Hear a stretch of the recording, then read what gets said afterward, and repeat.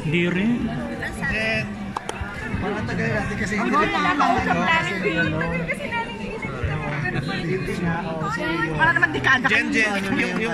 yung character mo, di ba, parang hopyang-hopya na siyang magpo-propose yung lalaki sa kanya. Basag na basag na Oo, ako. di ba? Parang gustong-gusto na niyang yayain siyang... Napaso na siya sa pag-ibig kasi di ba siya na yung nag-propose eh, tapos wali.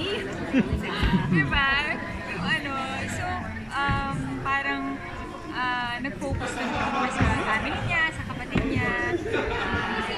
Naging busy siya sa trabaho. Yun, swinerte siya dahil pagkatapos na nangyari sa kanya, maganda yung trabaho niya sa kanya.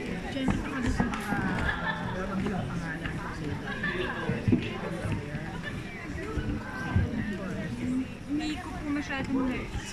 Pero syempre kung isang man ako sa mga naman. Yes, wala tayong naman.